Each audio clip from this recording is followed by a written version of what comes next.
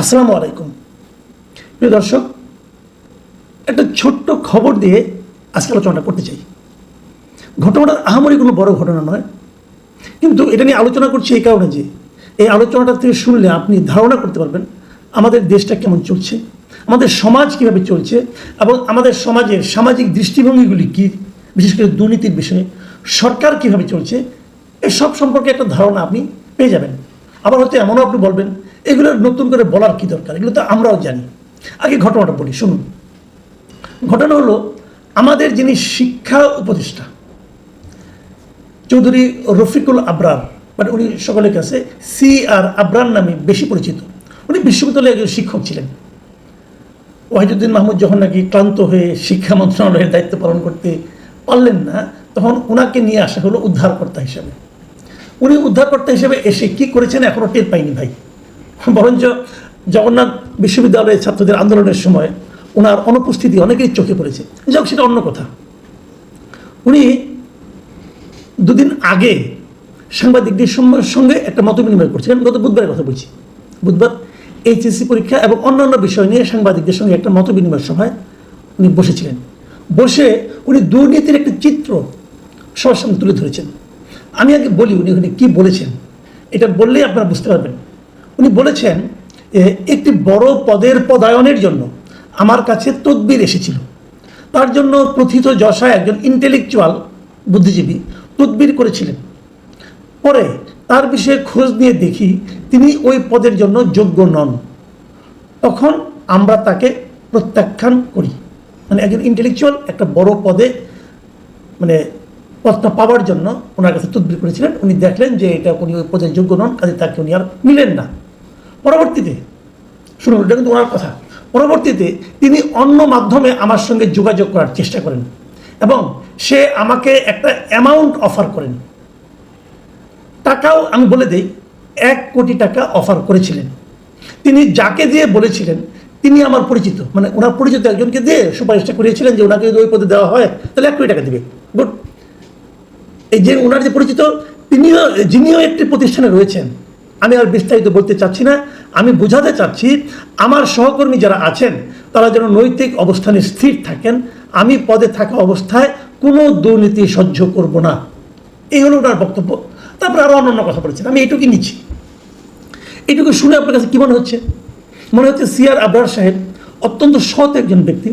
উনি 1 কোটি টাকা প্রলোভনও গ্রহণ করেন না এবং যে পদে একজন ইন্টেলেকচুয়ালকে নিয়োগ দেওয়ার কথা সেই ভদ্রলোক ওই কাজের জন্য যোগ্য নন বলে উনি তাকে সেখানে পদায়ন করেননি। মানে উনি সৎ থেকেছেন, নিজের দায়িত্বের প্রতি সৎ থেকেছেন। তার একজন পরিচিত ব্যক্তি তাকে 1 কোটি টাকা অফার করার পরেও সেটা গ্রহণ না করে সৎ থেকেছেন এবং ওনার মন্ত্রণালয় জিরো টলারেন্স। CR আবরার সাহেবের এই কথা আমি বিশ্বাস করতে চাই যে ওনার মন্ত্রণালয় জিরো টলারেন্স। কাল থেকে আপনারা যারা শিক্ষা ভবনে যাবেন কাজের জন্য, তারা যদি দুর্নীতির মুখোমুখি হন, তাদের কাছে যদি দুর্নীতির প্রস্তাব দেওয়া হয়, উৎকোচের প্রস্তাব দেওয়া হয়, ঘুষের প্রস্তাব দেওয়া হয়, আপনারা প্লিজ CR আবরার সাহেবকে জানাবেন যে আপনি যে জিরো টলারেন্স, দেখেন কি হয়। শিক্ষা বিভাগের দুর্নীতি, খাদ্য বিভাগের দুর্নীতি, এগুলো আমি যখন সাংবাদিকতা শুরু করি আজকে থেকে 36-37 বছর আগে, তখন থেকে এগুলো ওপেন সিক্রেট ছিল।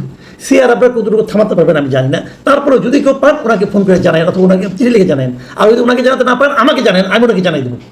যোগ, এটা হলো একটা সাইড টক করলাম। এখন আসল কথায় আসি। দেখুন, একটা জিনিস হলো উনি প্রমাণ করতে চাইলেন উনি খুব সৎ, আমি মানলাম উনি খুব সৎ। কিন্তু উনি এই যে বললেন সাংবাদিকদেরকে, এর মাধ্যমে জাতির কী লাভ হলো বলেন তো আমাকে? আমি তো বরং বলি ক্ষতি হলো। কীভাবে? শুনুন, এর মাধ্যমে অনেকেই জানলো যে এরকম একটা পদের বদলির রেট হলো 1 কোটি টাকা। অনেকেই জানলো কিন্তু, এবং যারা হয়তো আরও কম নিত তারা রেটটা বাড়িয়ে দেবে 1 কোটি টাকা, অথবা বিভিন্ন রকম লাভজনক পদে 1 কোটি টাকা দিয়ে অনেকে বদলি করবেন। রেটটা জানা গেল মোটামুটি। দেখুন, থামবে না, 1 কোটি টাকা থামবে না। আপনি কেন বললাম থামবে না? ঠিক আছে, বলি শুনেন। গত 10 মাস ধরে উপদেষ্টারা দায়িত্ব পেয়েছেন, বিনা পরিশ্রমে সবাই উপদেষ্টা হয়েছেন। উপদেষ্টা হওয়ার জন্য কাউকে কোনো সাধনা করতে হয় নাই, কাঠখড় পোড়াতে হয় নাই, উপদেষ্টা হয়ে গেছে বসে। গত 10 মাসে CR আবরার কিন্তু 10 মাস না, উনি অনেক পরে এসেছেন। উনি 4-5 মাস হয়েছে এসেছেন। 4-5 মাসে 1 কোটি টাকার অফার পেয়েছেন বলে জানালেন। তাহলে এই 10 মাসে অন্য কোনো উপদেষ্টাকে বলতে শুনেছেন যে ওনাকে 1 কোটি টাকা অফার করা হয়েছে? কেন শোনেননি? অন্য কোনো সেক্টরে দুর্নীতি নাই? অন্য কোনো সেক্টরে লোভনীয় কোনো পদ নাই?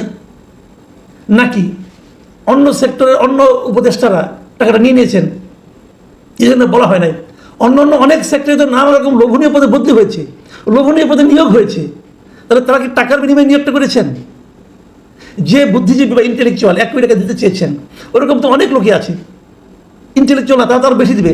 অনেকে ব্যবসায়ী, অনেক এনজিও কর্মী, এক এনজিও কর্মী যেমন ধরেন ঢাকা উত্তরের মেয়র হয়ে গেছেন, এক এনজিও কর্মী ঢাকা উত্তরের মেয়র। কেন, কি বিবেচনায় কেউ জানে না, কিন্তু হয়ে গেছেন। কেন? উপদেষ্টা চেয়েছেন বলে হয়ে গেছেন, কোনো কিছু বিনিময় ছাড়াই হয়ে গেছেন। এখন তো সন্দেহটা বাড়তেছে। আচ্ছা ঠিক আছে, তাহলে তারা কেন প্রকাশ করলেন না? তারা কেন প্রকাশ করলেন না? আমি জানি না কেন প্রকাশ করলেন না। আচ্ছা আরেকটা কথা বলেন তো, একটা বদলির জন্য যদি 1 কোটি টাকা হয়, 1 কোটি টাকা দিয়ে কেউ একটা পদে যেয়ে বসলো, কেন, কি লাভ?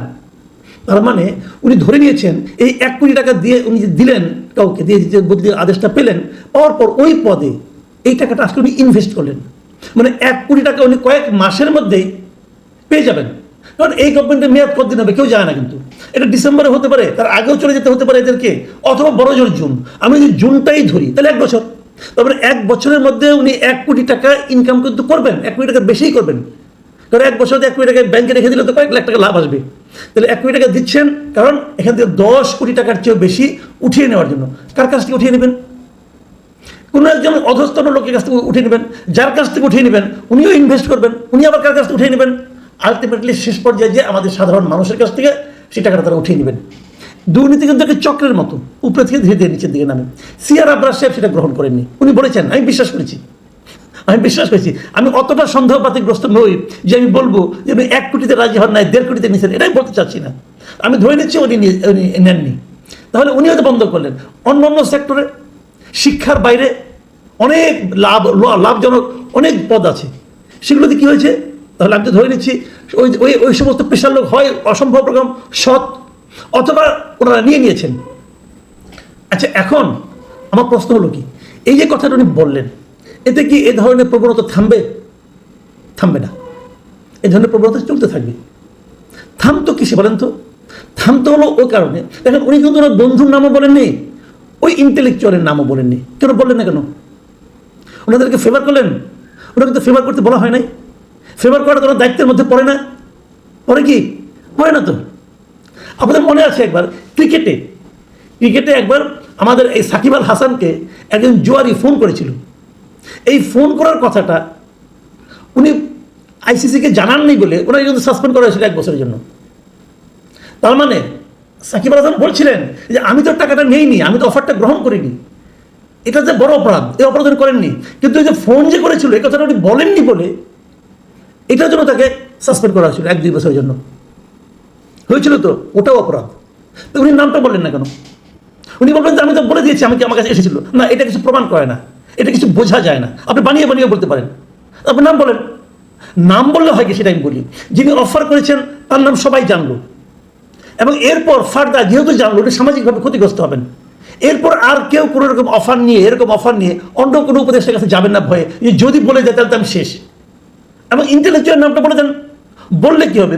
ওই ইন্টেলেকচুয়াল যে বদ মতলব নিয়ে আপনার কাছে গিয়েছিল, ওর বদ মতলবের একটা সাজা উনি পাবেন সামাজিকভাবে, সবাই জানবে উনি এই কাজটা করেন, এবং ওনার ইমেজ নষ্ট হয়ে যাবে। ওনাকে লোকে তখন আর ইন্টেলেকচুয়াল বলবে না, ওনাকে লোকে আর তখন বুদ্ধিজীবী বলে ভেবে শ্রদ্ধা করবে না। তার জন্য এই অপমানটা প্রাপ্য। তাদেরকে এই প্রাপ্য অপমানের হাত থেকে সিআর আবরার সাহেব রক্ষা করেছেন। আমি সিআর আবরার সাহেবকে তো ভালো মানুষ বলবো না, আমি তো বলবো না ভালো মানুষ। কেন বললেন না উনি? দেখুন, আপনারা হয়তো বলবেন যে এইভাবে মানে একটা লোক ভালো কাজ করলো তাও আপনি এইভাবে তাকে ধরছেন। না, আমি ধরছি না, আমি একটা ঘটনাকে উল্লেখ করছি। দুর্নীতি যখন সর্বব্যাপী হয়ে যায় না, তখন একটা ছোট দুর্নীতিকেও মহৎ কাজ মনে হয়, যেটা নাকি সিআর আবরার সাহেব করেছেন। সিআর আবরার সাহেব বলেছেন ওনার মন্ত্রণালয়ে দুর্নীতির ব্যাপারে 0 টলারেন্স। আমি দেখি 0 টলারেন্স হয় কিনা, দেখি উনি কোনো চিঠি পান কিনা, অথবা কেউ আমাকেও লেখে কিনা, দেখি, আমরা পেয়ে যাবো ইনশাল্লাহ। একটা কথা বলি, সিআর আবরার সাহেব আপনি দুর্নীতি থামাবেন, ভালো কথা। শিক্ষা মন্ত্রণালয়ের দায়িত্ব নিয়েছেন, ভালো কথা। ইউনিভার্সিটির টিচার ছিলেন আপনি, বলেন তো ইউনিভার্সিটিগুলো, পাবলিক ইউনিভার্সিটিগুলোতে ফার্স্ট ইয়ারে ক্লাস শুরু হয়েছে? কেন হয়নি? এইচএসসি পরীক্ষা শেষ হয়েছে কবে? গত বছরের সেপ্টেম্বরের রেজাল্ট হয়ে গেছে। তারপরে প্রায় 1 বছর হয়ে গেল, আপনি ফার্স্ট ইয়ার তো ক্লাসই শুরু করতে পারেন নাই। কেন পারেন নাই? আপনার কাজ ওইটা, ওই কাজটাও করতে পারেন না, এই কাজটাও করতে পারেন না। মিষ্টি মিষ্টি কথা বললে ভাই চিরা ভিজবে না। কেন এখন পর্যন্ত পাবলিক ইউনিভার্সিটিগুলোতে ক্লাস শুরু হয় নাই? কেন? 1 বছর আগে ক্লাস শুরু হতে, নাকি সবাই সমন্বয় হবেন? ভাই, শিক্ষা ব্যবস্থা 12টা বেজে গেছে, এদেশের শিক্ষা ব্যবস্থা 12টা বেজে গেছে।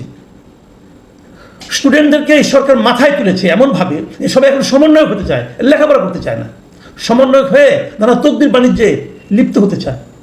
আর কারো টাকা সাদার ব্যবস্থা করে দেওয়া হয়েছে, নানাভাবে টাকা উপার্জন করে প্লট আর ফ্ল্যাট কিনতে চায়। দেশের অবস্থা ভালো না। সিআর আবরার সাহেবকে আহ্বান জানাবো, নাম দুটো প্রকাশ করে দেন, দেখি আপনার কতটুকু বুকের পাটা আছে আর কতটুকু মেরুদণ্ড সোজা আছে, তাহলেই বুঝবো আপনি দেশপ্রেমিক। নয়তো এগুলি বাগাড়ম্বর, এগুলি জাস্ট মানুষের মধ্যে চমক সৃষ্টি করার একটা প্রয়াস ছাড়া আর কিছু নয়। প্রিয় দর্শক, এখানে পর্যন্তই। আল্লাহ হাফেজ।